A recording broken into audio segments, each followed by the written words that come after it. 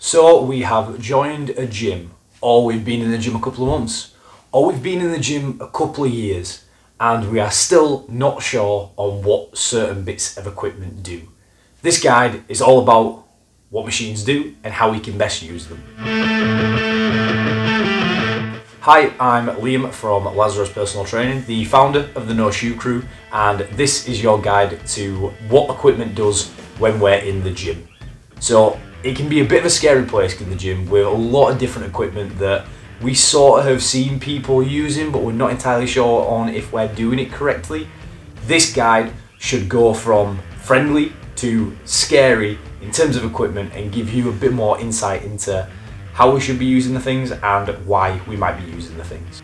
The first place that I'm going to start is where everybody starts in the gym, and that is with cardio. So generally, I find people are pretty comfortable on cardio machines. We all know how to ride a bike, we should all know how to walk.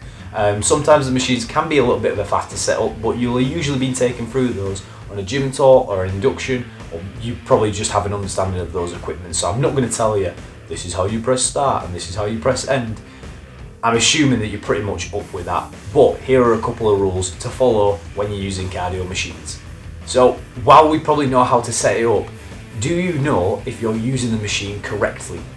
With that, are you sure that you're getting your setup correct? Are your feet in the right place? It's amazing the amount of times that I take people onto a rower and they didn't know about where your foot position should be on a rower or what the damper level is on the side. Try to avoid being one of those safe setting people. You know the type that come in onto the machine, they have it on a setting on the speed and the incline when they're on the treadmill. It's the same setting every time that they go in, because the first time they came onto it, they found that that was where they got a little bit of a sweat on, so now they've stuck to it. And they've been sticking to that for 10 years. And guess what, Deirdre? It ain't changing. You need to change, and you need to change that setting to get some difference out of that machine. To follow on from the treadmill, just because it's a common fault that I see people using, don't hang on to the handles. Yes, okay, have it on a big incline, have it on the tallest incline you have, but then don't hang on to the handles for dear life.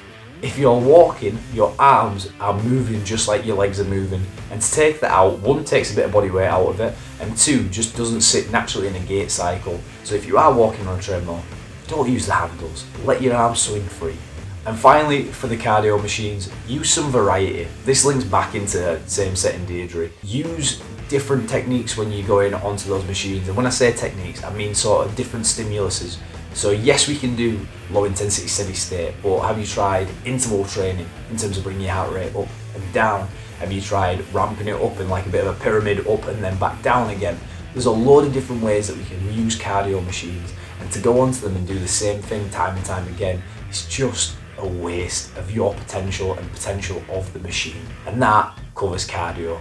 The next step up from cardio in terms of equipment in the gym are the resistance machines. They're usually placed quite closely together. I quite like resistance machines. I program them a lot, especially for people that are beginning in the gym. The reason being, it offers a lot of structure and it offers a lot of stability. They're a safe thing to be sat in. It's not often that we end up injured using one of these machines, because really they don't allow you that room for injury.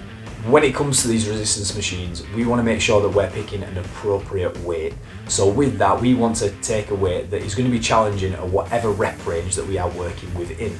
All too often, I see people sat on machines where they are just going through the motion, they stop, they look at the phone, and then they go again. If you aren't challenged by anything that you do in the gym, you need to progress it to make it harder. So with that, we need to pick an appropriate weight, and that might be light to begin with, or it might be quite heavy, and we need to make sure that we're doing it to the best of our ability and with good form. And on that point, we want to make sure that our form is spot on everything that we're doing. So while machines are really good for structure and stability, they're also really bad for allowing people to sit into poor positions. With that, always make sure that you're using the machine correctly. We don't want to be cheating reps out of it, nor do we want to be pushing and grunting and driving through it and moving out of position just to get the weight to an end point.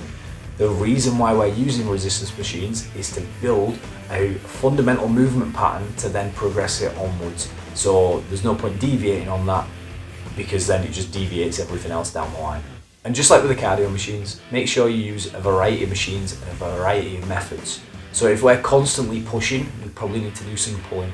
If we're constantly working with high reps and low weights, we might want to switch that over and go a little bit lower on the reps and go a little bit higher with the weight. Change it up, give your body a little bit of a different stimulus so it shocks it. The whole muscle confusion debate is a bit of an interesting one, but there definitely is a need for change in the body, or else we wouldn't adapt and then we wouldn't be humans. After resistance machines, I would say the next step up from that is a dumbbell.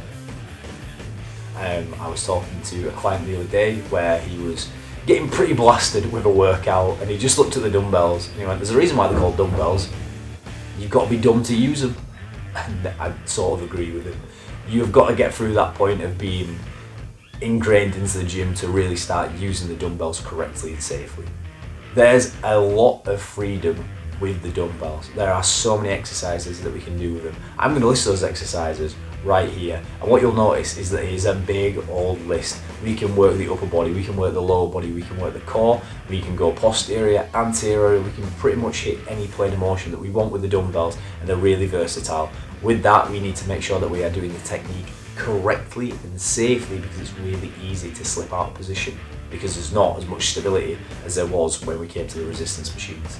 So on that point, when we're looking at why isn't there as much stability, it's because we are now freestanding or we're on a bench and we have the capability of moving however we want to move.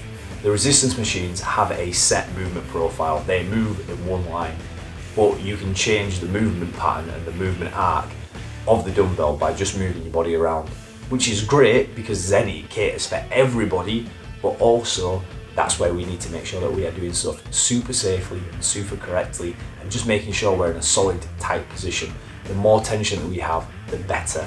A quote that I've been using a lot is that we own the weight doesn't own us. You need to make sure that you've got that weight controlled and it's safe.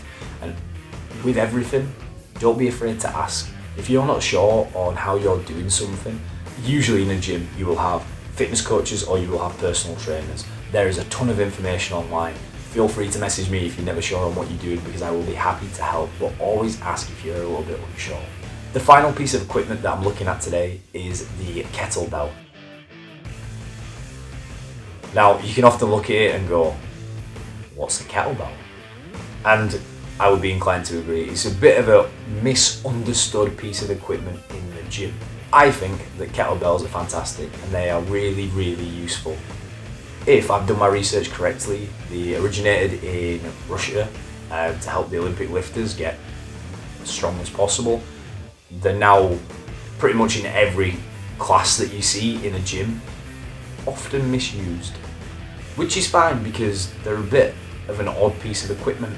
I find them great for dynamic movement, they're great for moving around. You can create kettlebell flows and movement flows where you're moving from one position to another position, which is really good if we're looking at athletic potential and moving around in different planes of motion.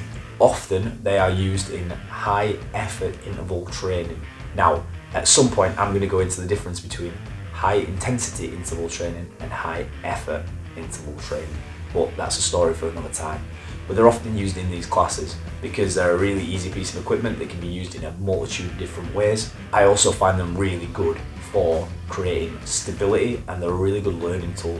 So often when it comes to learning the squat pattern, for example, I will load someone up with a kettlebell up to the chest because it's just a nice way of getting the shoulders supported, getting a load over the core, and not putting a barbell onto someone's back, but also having something to hold. So in that respect, a kettlebell is really good for being versatile. It's also really good for building stability and tension.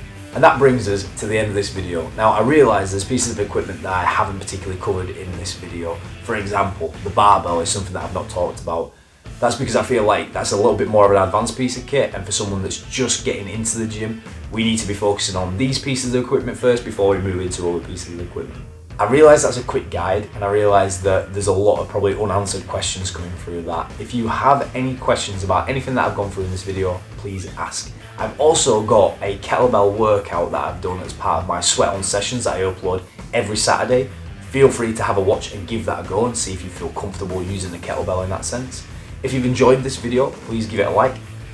Please drop a comment if you found anything interesting or a little bit that you didn't know about. And if you really enjoyed it, give it a share. I'm planning to upload these on a more regular basis, so then we can create a big portfolio of what to do when we get started in the gym. Again, I've been Liam from Lazarus Personal Training, and I will see you next time. Okay, I think that went pretty alright. I don't know, my legs are going dead now. I probably shouldn't sit on the floor doing these videos. Oh. Jesus Christ.